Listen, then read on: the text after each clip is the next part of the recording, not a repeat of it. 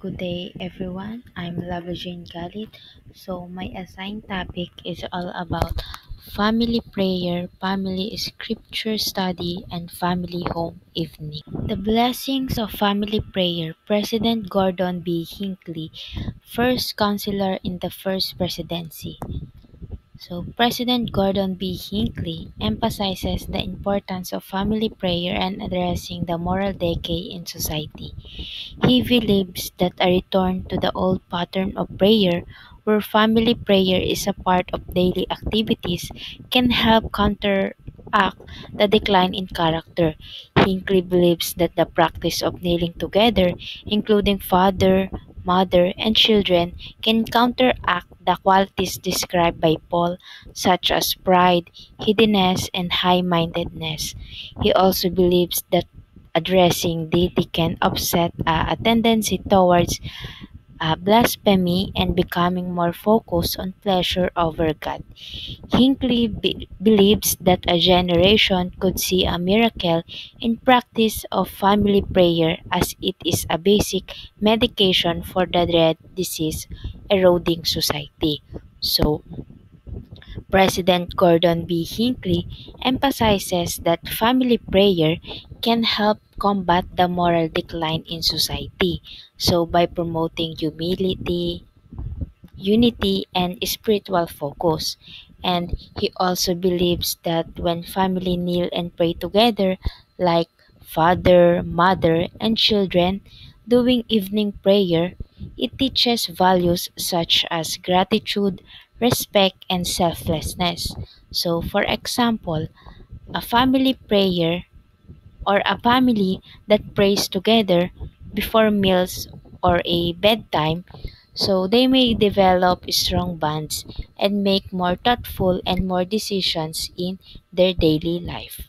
Family members can develop a new appreciation, respect, and affection for one another by thanking the Lord for life, peace, and all they have. The practice help in cultivating love for the country, respect for authority, unity, love, forgiveness, and service. The scripture states that thou shalt thank the Lord in all things, based on the Doctrine and Covenants, chapter 59, verse 7, and that in nothing doth man offend God, or against none is his wrath kindleth, save those who confess not his hand. So, Doctrine and Covenants, chapter 59, verse 21.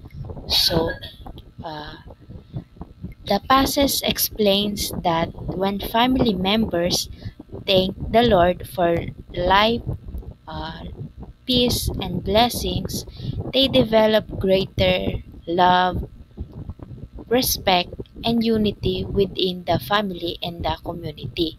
So, this habit also encourages values like forgiveness, service, and patriotism. So, for example, a family that gives or the family that begins each day with a prayer of gratitude may grow closer, show more kindness to others, and raise children who respect authority and serve their neighbors. So, based on Doctrine and Covenants, chapter 59, verse 7, and chapter 59, verse 21, the scripture teaches that we should always express gratitude to God, recognizing His hand in every part of our lives, failing to acknowledge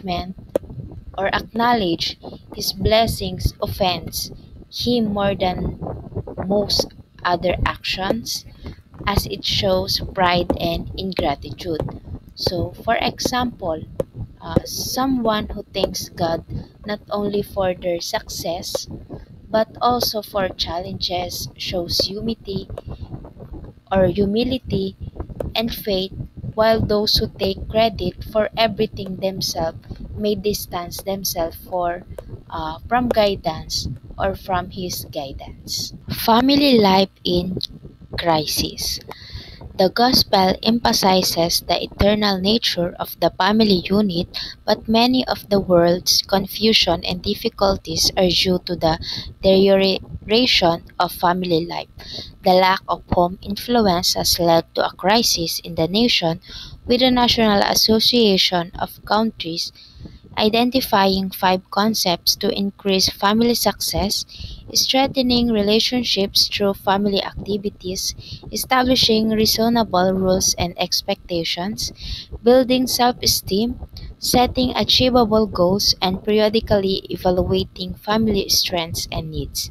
This urgency and warning voice of prophets is crucial for bringing others to the truth and importance of the family unit.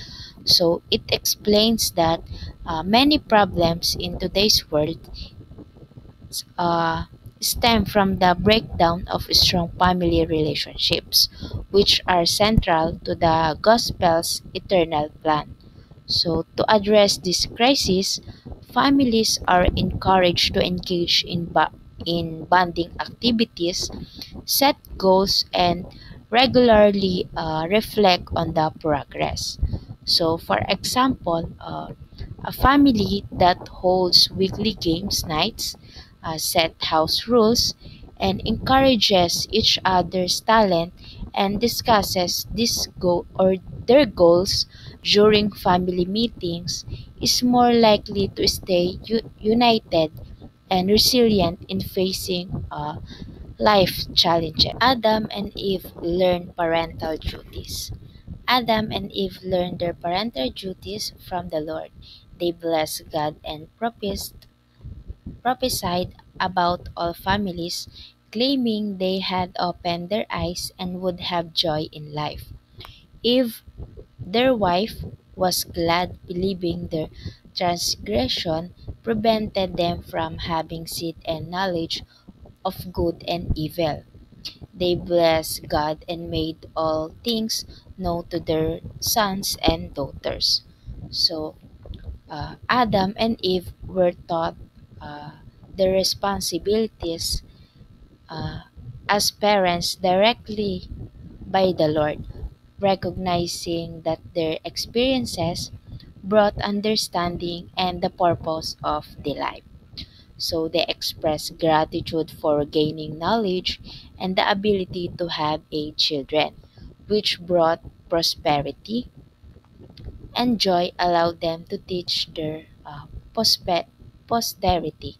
So, for example, like Adam and Eve, uh, modern parents who learn from God's teachings can guide their children with wisdom, helping them understand right from wrong and grow in the faith. Teach and train children. The Lord instructed parents to teach their children from the beginning.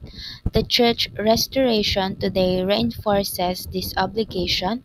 The Doctrine and Covenants chastise some Brethren for not fulfilling their family responsibilities. The scriptures